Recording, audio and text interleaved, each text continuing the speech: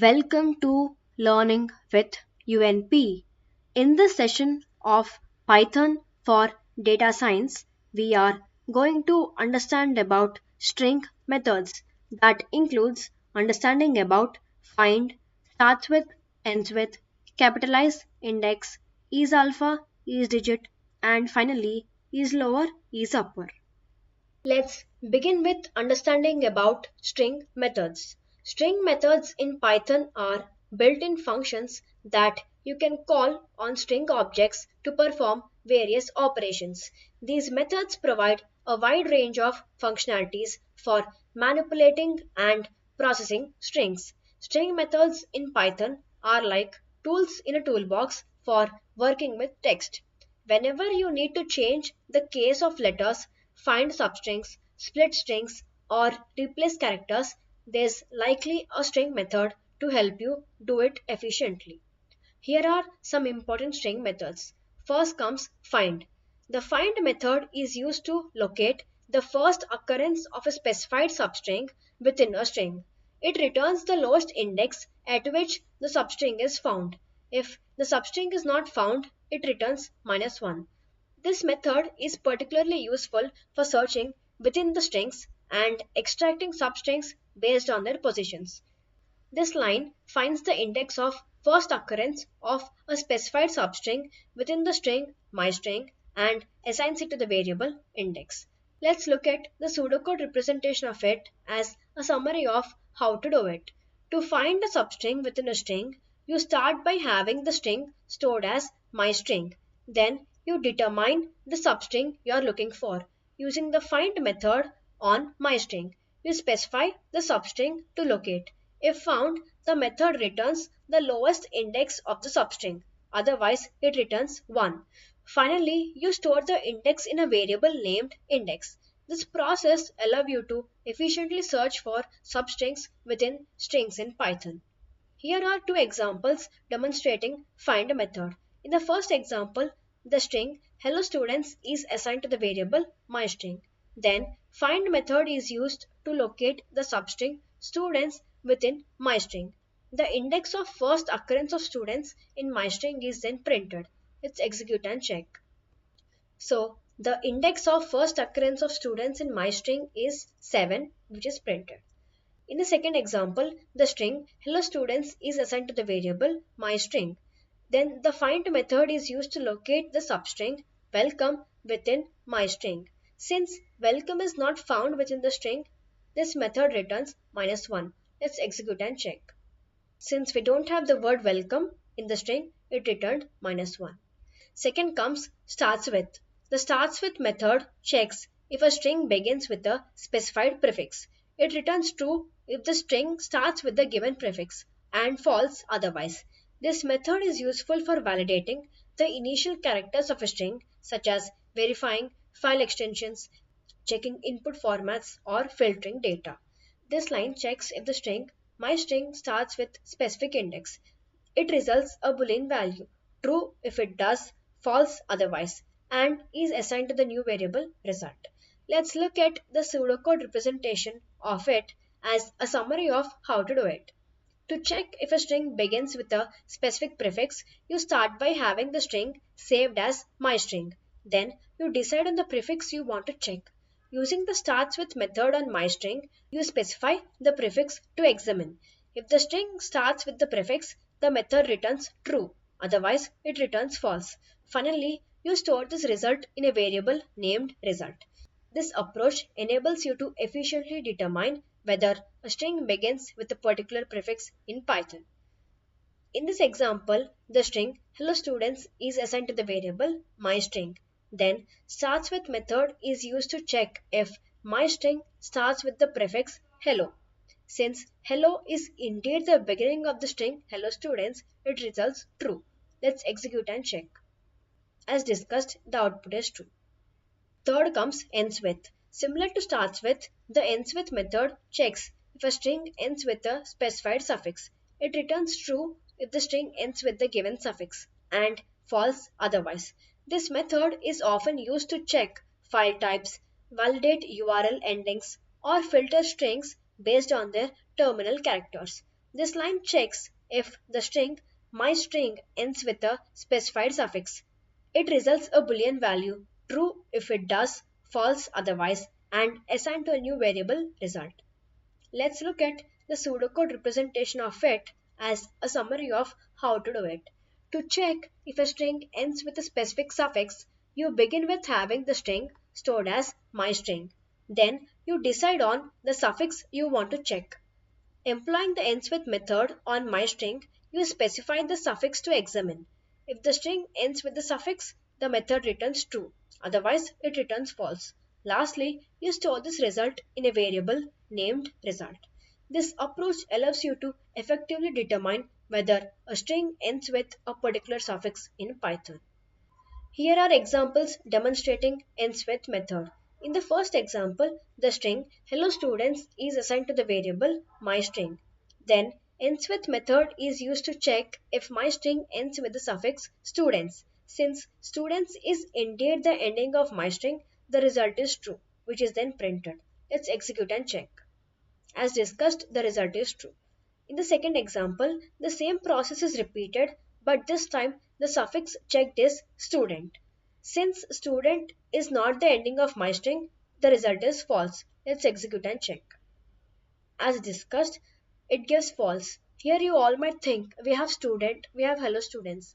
The difference is the string has the word students, but the suffix we are checking with is student. So there's a difference between them. Fourth comes capitalize. The capitalize method converts the first character of a string to uppercase and the rest to lowercase.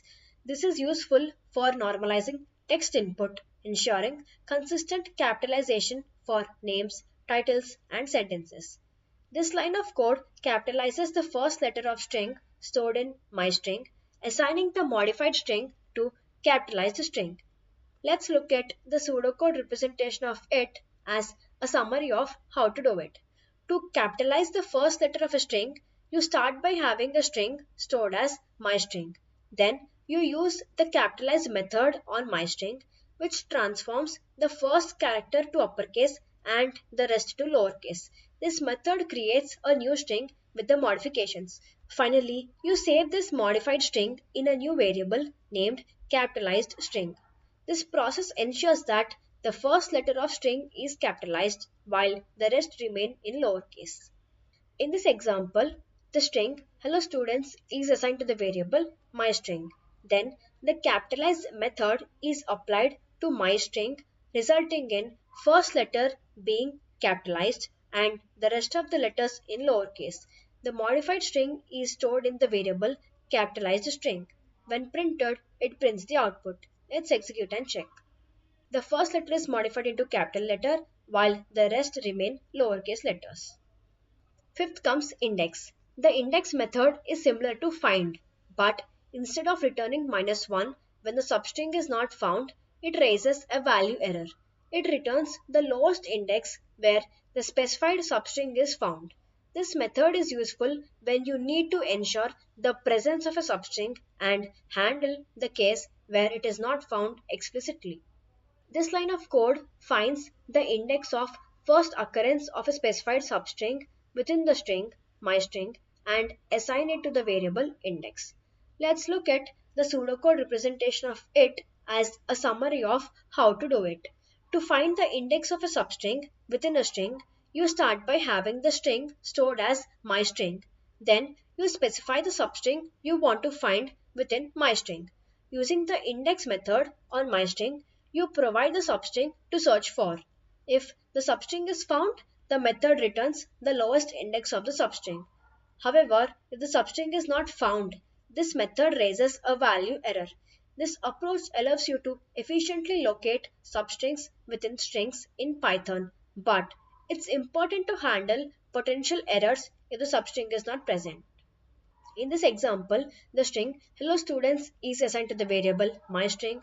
The index method is used to find the index of substring students within myString. Since student is indeed present in myString, the method returns the lowest index of students, which is then printed. Let's execute and check. As you can see here, the lowest index of the students is printed here. Sixth comes isalpha. The isalpha method checks if all characters in a string are alphabetic, that is letters. It returns true if all characters are alphabetic and there is at least one character, otherwise false. This is useful for validating input that should only contain letters such as names or identifiers. This line of code checks if all characters in the string stored in myString are alphabetic and assigns the result to the variable result. Let's look at the pseudocode representation of it as a summary of how to do it. To determine if a string consists only of alphabetic characters, you begin by having the string stored as myString. Then you use isAlpha method on myString, which evaluates if all characters in the string are alphabetic and if the string contains at least one character. If these conditions are met, the method returns true. Otherwise, it returns false. This result is stored in a variable named result. This approach allows you to efficiently check if a string contains only alphabetic characters in Python. Here are examples demonstrating isAlpha method. In the first example, the string hello students is assigned to the variable myString. Then the isAlpha method is used to check if all characters in myString are alphabetic. Since all characters in the string myString, that is hello students, are alphabetic and there is at least one character, the method returns true, which is then printed. Let's execute this. As we discussed, the output is true. In the second example, the string hello students is assigned to the variable myString. Here, the presence of the space character between the words means that not all characters in myString are alphabetic. Therefore, the isAlpha method returns false, which is then printed. Let's execute this and check. As discussed, the output is false. Seventh comes isdigit. The isdigit method checks if all characters in a string are digits. It returns true if all characters are digits and there is at least one character, otherwise false. This method is useful for validating numeric input, ensuring that a string contains only numbers. This line of code checks if all characters in the string stored in myString are digits and assigns the result to the variable result. Let's look at the pseudocode representation of it as a summary of how to do it. To verify if a string consists only of digits, you begin by having the string stored as myString. Then you utilize the isdigit method on myString, which examines if all characters in myString are digits and if the string contains at least one character. If these conditions are met, the method returns true. Otherwise, it returns false. The outcome of this evaluation is stored in a variable named result.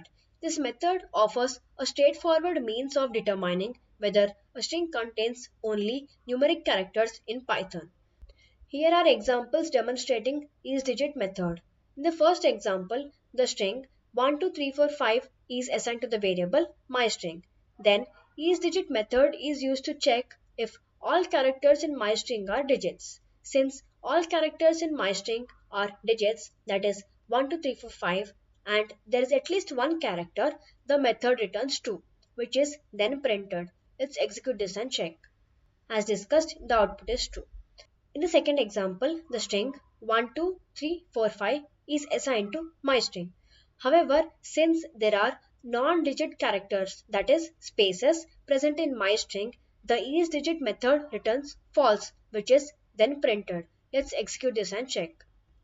As discussed, because of the presence of spaces, the isdigit method returned false. Eighth comes islower. The islower method checks if all alphabetic characters in a string are lowercase.